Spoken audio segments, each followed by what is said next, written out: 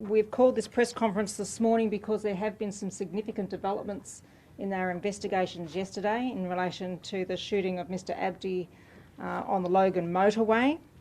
What I can tell you that has been discovered since that time is that at around 3 o'clock yesterday, police received a call, a welfare call from a medical facility concerned about why an elderly couple had not turned up to a medical appointment.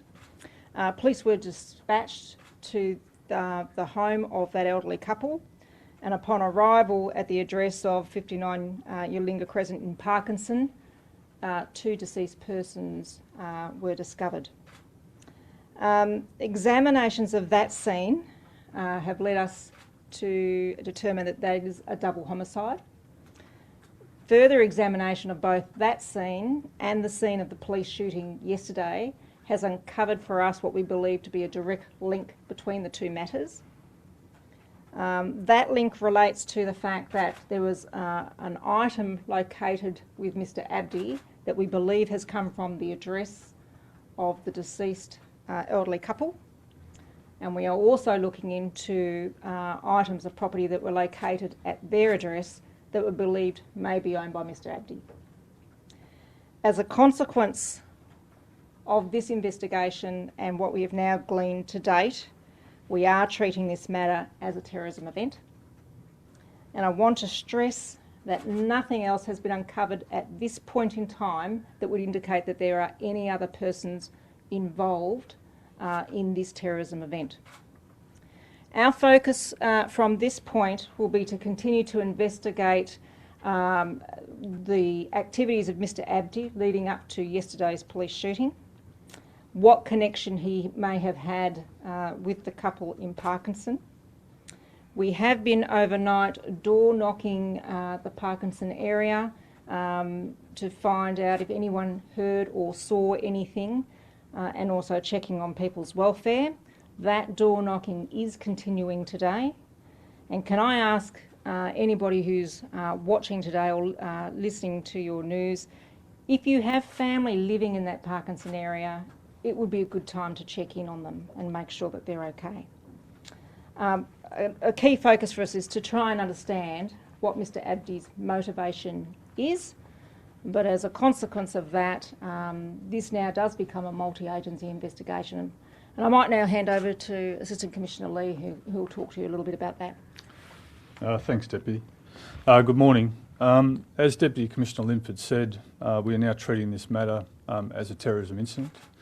The Joint Counter-Terrorism team with the Joint Counter-Terrorism partners will continue to support the Queensland Police investigation, in particular to obviously investigate and seek to understand what has occurred in the lead up to the police shooting, as the Deputy said, and the events that led up to that, both in terms of the conduct and the circumstances, but also what has led to the escalation of this individual to violence over that time. Importantly, as was outlined yesterday, we do not believe that there's any ongoing threat to the Queensland community, and we also do not believe that there is any other person involved and that Mr Abdi acted alone. I'd like to offer my condolences to the families of the deceased in what is an extremely tragic set of circumstances, and we have a range of people within the community who are obviously both in terms of the close loved ones, but also the broader community who are working through grief this morning and over the past 24 hours since these events unfolded. I'd also like to reassure the Queensland community of our ongoing commitment to the Queensland Police investigation of both the Australian Federal Police and all the other Commonwealth agencies that will be brought to bear to provide whatever is needed here in Queensland to ensure that this investigation is fully supported and progressed as it needs to be. So I might leave it there and open up for questions, Deputy. Any questions? So were they, the elderly couple, a relative of the man who was shot, or you don't know their connection at this stage? At this stage, we don't know what the connection is, other than to say they lived in the vicinity not far from where he lived as well. Is it likely this is a random attack on that elderly couple? Well, that is certainly one of our avenues of inquiry. Until we can establish a connection, then yes, we would look at it as a random. And what is it that makes this a terrorism event as described?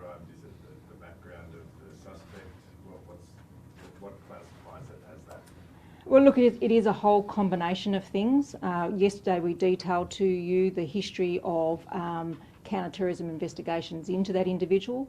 Whilst he was not charged with any counter-terrorism offences, he was awaiting charges on some more minor offences around perverting the course of justice and failing to provide a PIN code to a phone. We had tried to engage with him on earlier occasions to see if we could provide him any support. He is someone who remains a person of interest to us. Clearly, the police shooting yesterday gave us indications that he wanted to harm police. And then, of course, today we've got the next matter of the investigation into the double homicide of which we think he is linked. So when you put all those things together, I think it's pretty clear that we need to treat this as a terrorism event, and as such we'll make sure that we have that lens over what would normally be a homicide investigation.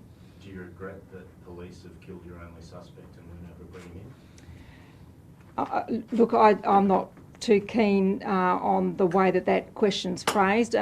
No police comes to work wanting to shoot anybody. Would it be helpful if Mr Abdi was alive? Of course, not just for the police, but for his family, for his friends. We don't want anybody to be killed by police, but unfortunately there are times when police are forced to use lethal force, and yesterday was one of those occasions.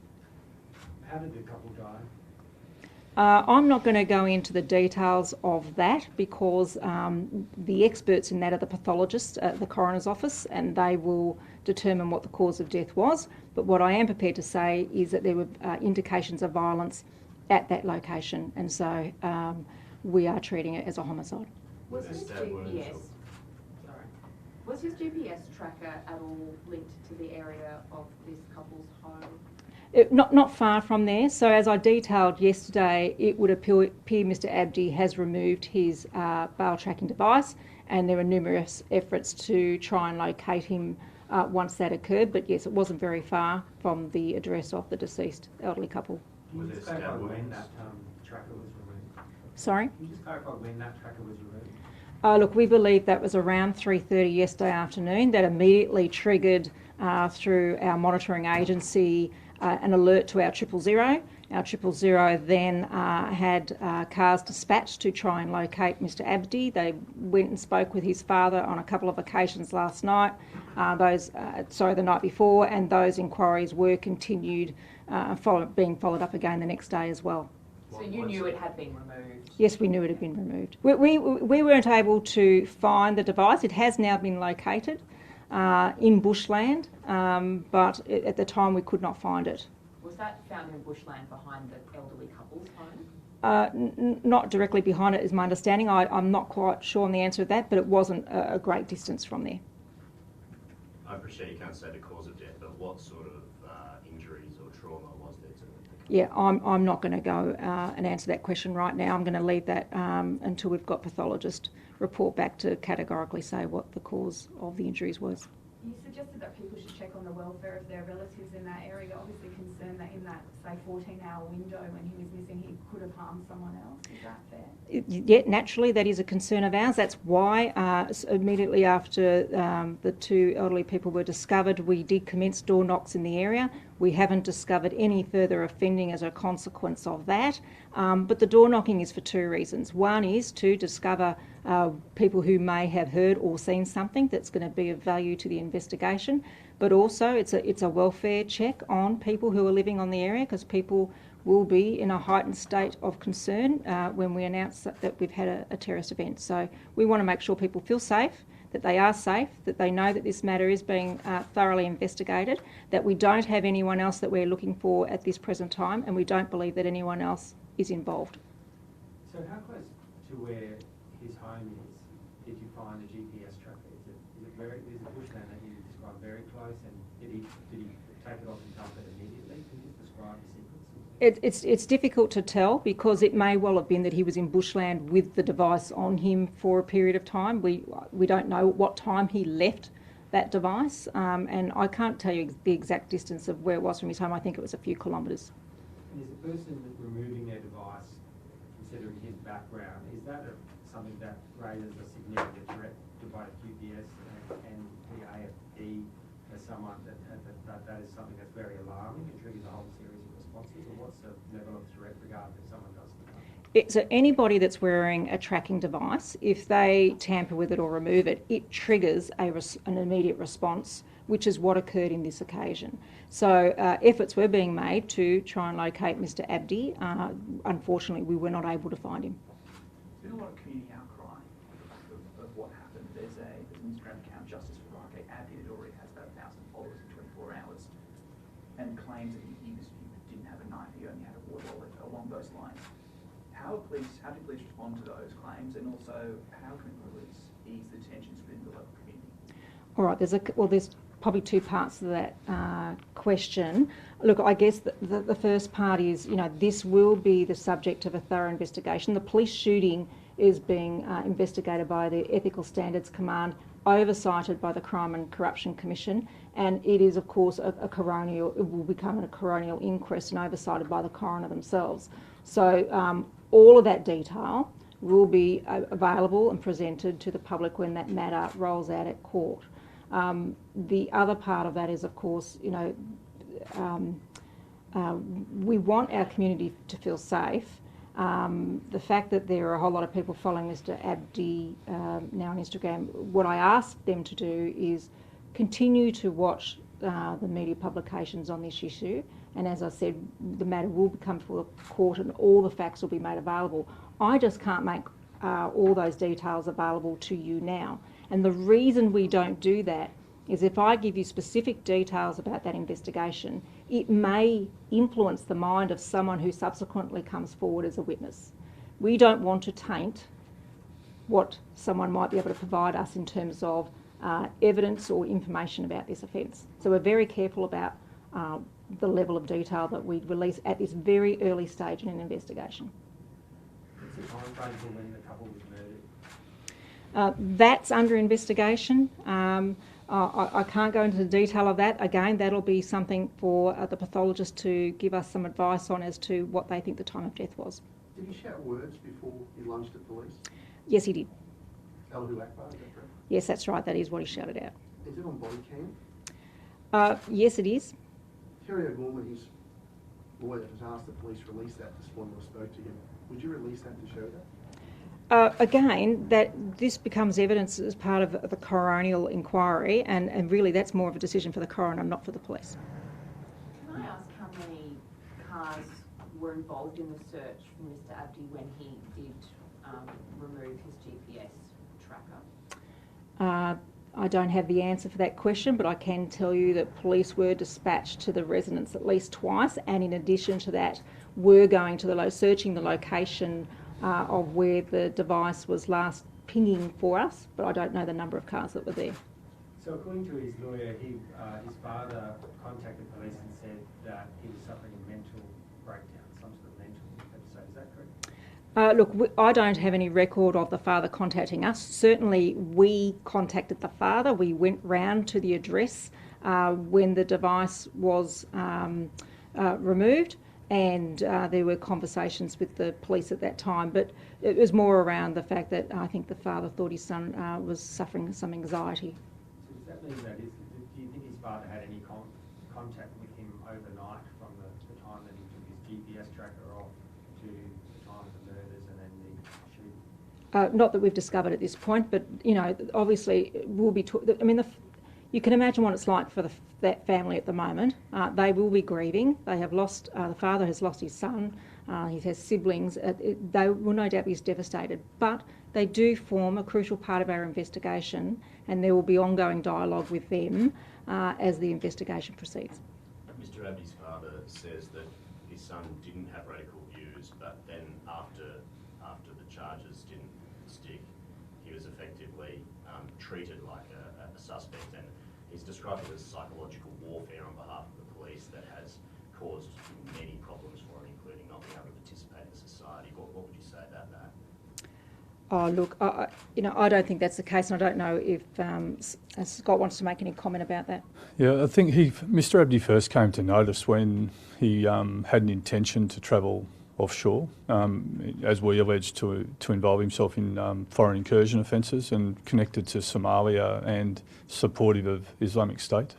Certainly that formed part of the Joint Counter-Terrorism Team investigation.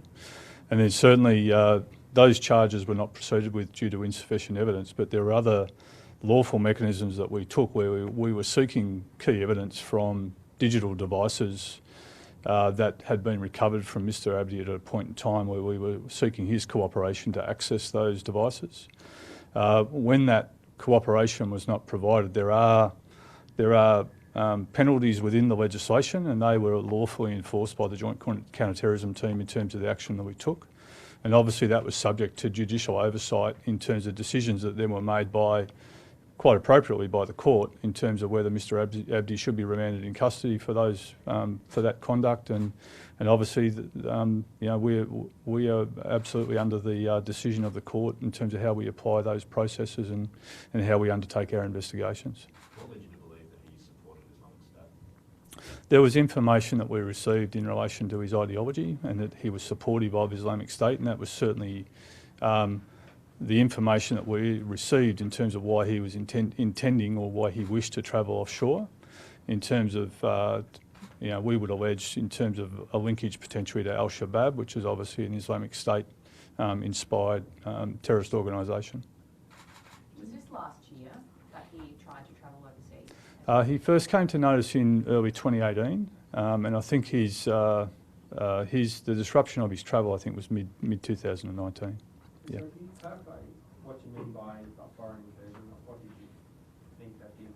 Did you have any more specifics of what you thought he might be planning to do? So the information that was available to us was he was intending to travel to Somalia to seek to join and fight with Al-Shabaab. Yeah.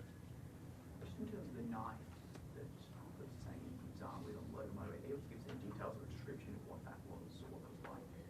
No, I can't give you that detail at the moment. I mean, that is one of the avenues of inquiry for us as to where he got the knife from and what point of time he's taken possession of it. We don't know those details yet. Are police linking that knife to the Parkinson? That's an avenue of inquiry. We're looking to see if that's where the knife has come from, but we haven't got any definitive answer on that yet.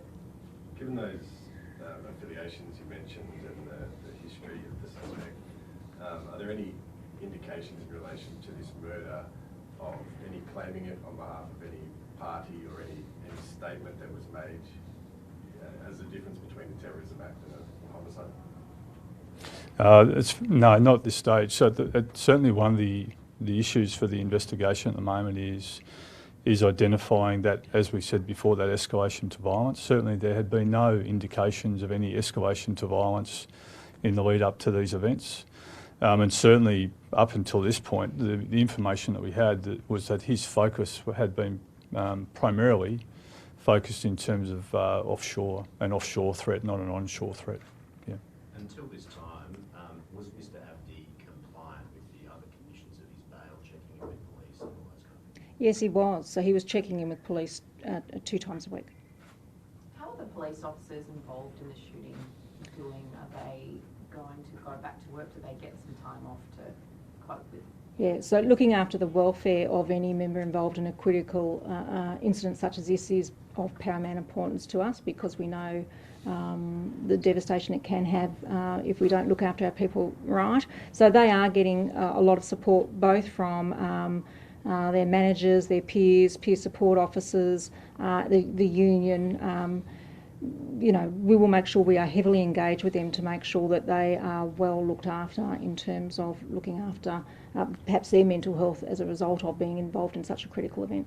Is it policy that they would be stood down for a period of time? Are they allowed to go back to work if they want to? There'll have to be some assessment of that. We wouldn't put them right back on the road the next day. When the time's right and they can go back to work, they will. So I appreciate that you said that you're not aware of any escalation of violence in the lead-up. What sort of threat level had you assigned to him, considering what you knew, what you suspected of him? How dangerous be, and do you consider that the watch over him was sufficient? Certainly, in terms of the bail conditions that have been put in place, and some other forms of monitoring that have been put in place since he was released, there'd been no behaviour or any other indicators that caused us any concern in terms of him in the community up until the recent events. And remember, those bail conditions were pretty stringent. I don't think magistrates take it lightly when they place a bail tracking device on an individual. And as Scott has just alluded to, he was compliant with his bail conditions. There was nothing to indicate that there were any issues with what was going to happen next. Does it fit there then that there may have been a mental health episode? You said that his father expressed that he might have had an anxiety episode, but it seems unusual that he suddenly escalated to violence after being so compliant. Yeah, so that's going to be a focus of the investigation, to try and understand what was going on for Mr Abdi in the days and weeks leading up to this event. That discussion around the anxiety was on the night when we were out looking for him. On the night, there's a bit of a lag with the tracking of the GPS device in terms of you getting to the bushland, etc. Is it true to say that there is a lag and it's not tracked in real time? Is that correct?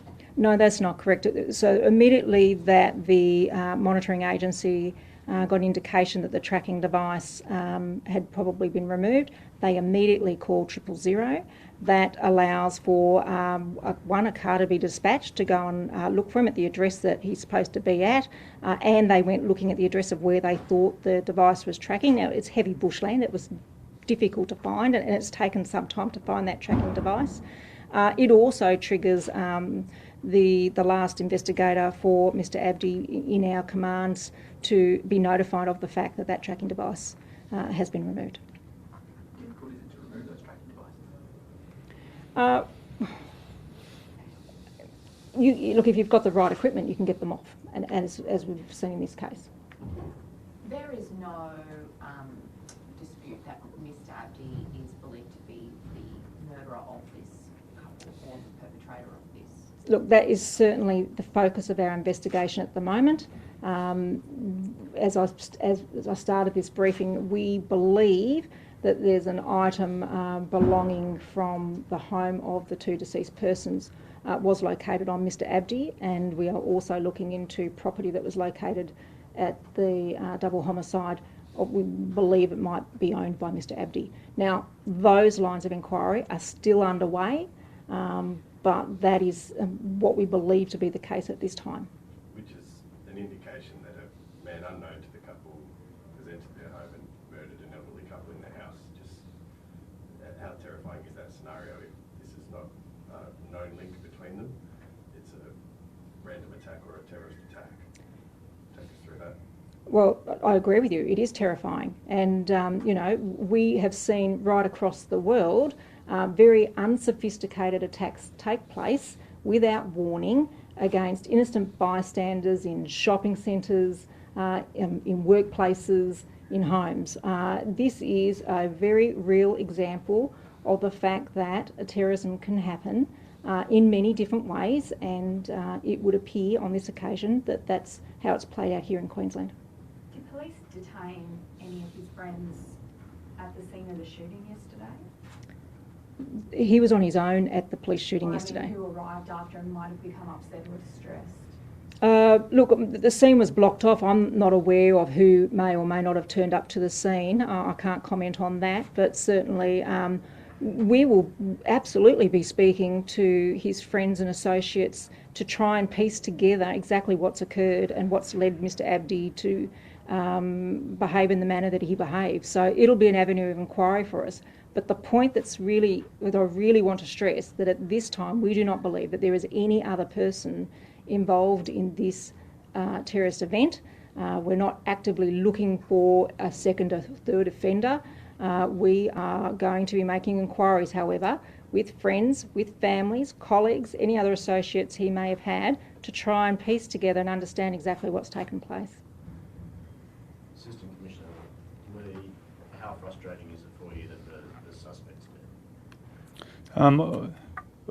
From my perspective, I think the police officers who responded yesterday were faced with a very difficult decision and a very difficult situation, and they responded extremely professionally and appropriately in terms of what is a very difficult position for any uniformed police officer to be confronted to when they were responding from their position, as I think as the Deputy talked about yesterday, seeking to render support and to this individual who they were concerned for their safety, and then when they've responded to this, they've been confronted and attacked and had to take the action that they took. So, from my perspective, the police right around the country deal with these situations daily, and it's a credit to those police officers involved for the action that they took, and obviously that'll be subject to further coronial oversight at the appropriate point in time.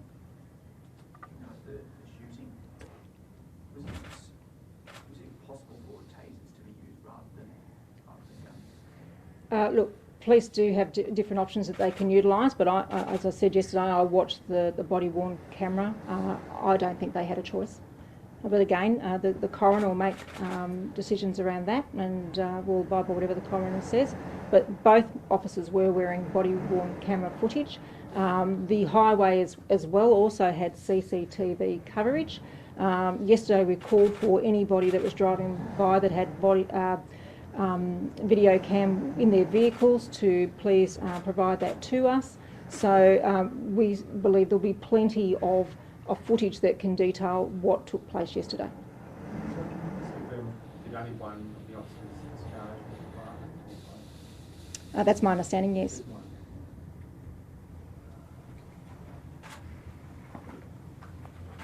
Any questions? Thank you very much.